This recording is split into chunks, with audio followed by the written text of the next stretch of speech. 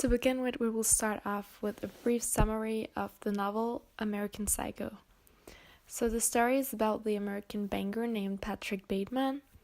Patrick Bateman works as an investment banker in New York, where he also lives. Patrick is also the narrator of the novel, and when you read the novel, you realize that the narrator, Patrick Bateman, is mentally unstable, and therefore the narrator becomes unreliable. Patrick Bateman has a deep secret, which is that he transforms himself into a killer at night. He actually kills his co-worker Paul and then decides to kill more people in Paul's apartment and also in public. As he kills more people, he becomes more violent, and that will include rape as an example. And in his daily conversation with his friends, he reveals his dark secret, but they think he's joking and therefore they don't take him seriously. Later on in the book, Patrick decides to confess to the crimes, and he calls his attorney. He also goes back to Paul's apartment where he left the bodies and discovers that the apartment is completely clean.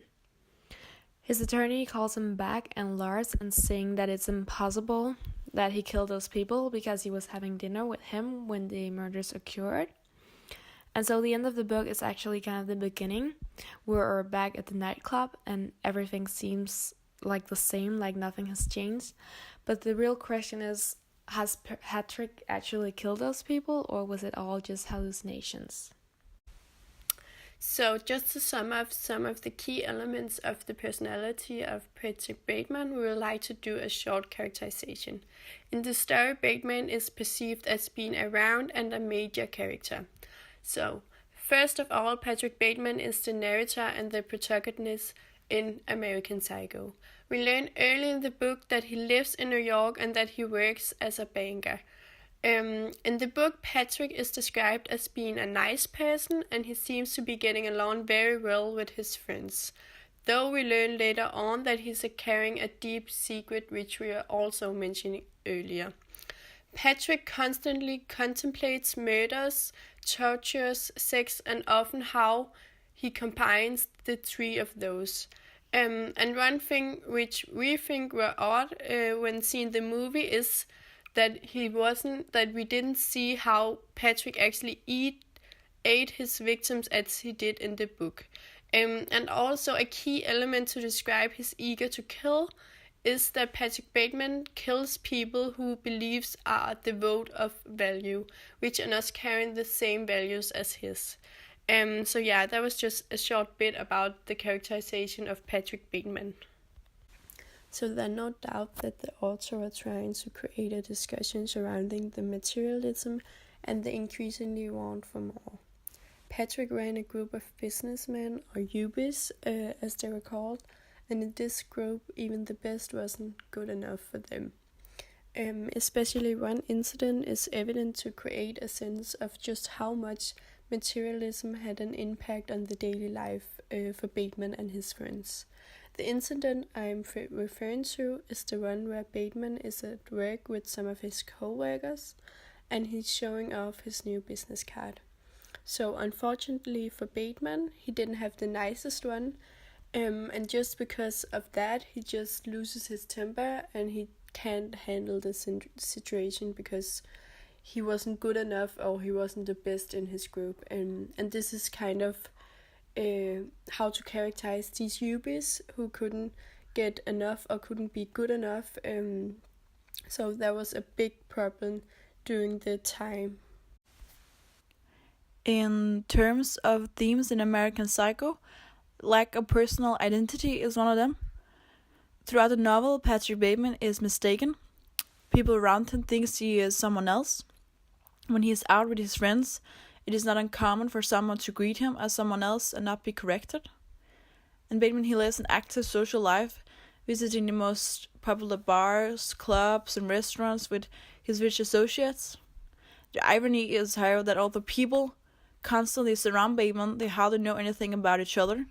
In fact, he is often called by other names by his so-called friends, and even more ironic is the fact that he never bothers to correct them for doing that. There is also a sign of isolation. Value is only determined by one thing, which is purchasing power. This makes everyone else the role of accessories, even living, breathing, and talking. Moreover, it also reflects in the truly superficial relationships. This complete lack of deep personal ties create an atmosphere of extreme isolation, which combined with the lack of value for humanity becomes the grounds for the madness that Bateman eventually descends into. Furthermore, we also see materialism, because every time Bateman he encounters another person, he describes in details what they are wearing and the high-end designer labels of their clothes. His descriptions and severe judgments reveals a character who calculates a person's worth based entirely on their wealth and outer appearance. Oblivion is also an important theme in American Psycho. Obliviousness is a recurring theme throughout the story, as many characters completely ignore the fact that Bateman tells them that he is a serial killer. Bateman constantly confesses that he kills people and that he would even kill them if they pushed him to his breaking point. But due to Bateman's whole persona of being a wealthy and high-status investment banker, they just pass over the idea that he is a psychopath. An example of this is presented to us in the beginning of the novel, where Bateman takes his bed sheets to the dry cleaners and tells them to clean them. The dry cleaner lady refused to clean the bed sheets due to the blood on the sheets, and this infuriates Bateman as he goes as far to tell her that he would kill her if she doesn't clean the sheets. The lady is in shock for a couple of seconds, but then go on like he didn't even threaten her. This oblivious behavior even contributes to Bateman's insanity, as he wants people to know of his fragile state, but they keep ignoring it, causing Bateman's urge to kill to continue. Postmodernism or late modernism is characterized by an unreliable narrator, which appears in American Psycho. Therefore, American Psycho gives a postmodern approach, where not only is Patrick Bateman revealed from the very beginning to be the killer, but that the film is seen from his point of view. Because we are seeing it through his eyes, unlike the fear of being murdered, the main fear the reader experiences is not the thrill of a threat for one's life, but instead a thrill of the threat of getting caught. Postmodernism is known for its rebellious approach and willingness to test boundaries. The many references to other works of art in American Psycho are another element of postmodernism. This is also connected with Patrick's mask of sanity and his need to fit in. In order to seem normal or have anything ordinary to talk about with his co-workers, as well as the escort girls he's tried to entertain before killing, he listens to and reads about many different music albums and musicians. Being left without a knowledge of if he did or did not commit these crimes, if they were reality or fantasy, leaves the ending intentionally open, showing the postmodern element. Now we would like to emphasize some of the key elements that were missing in the movie compared to the book. We thought that they were important to elaborate on, especially now when we have seen both and read the book. Various things drive Bateman insane. Among them is his intense hatred for homosexuals. This was ignored in the film and only presented in the book, where he murders an old gay guy who starts hitting on him while he was walking through Central Park.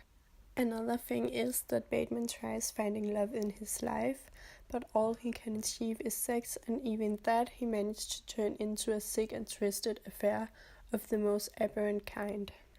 In the film, Bateman's sexual encounters are not graphic at all.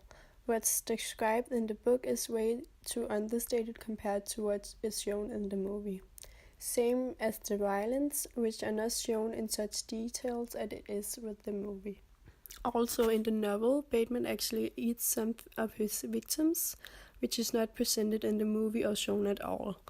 This is yet another big difference between the film and the book. In the film, they only allude Bateman's cannibalism, while on the book it is described in many details.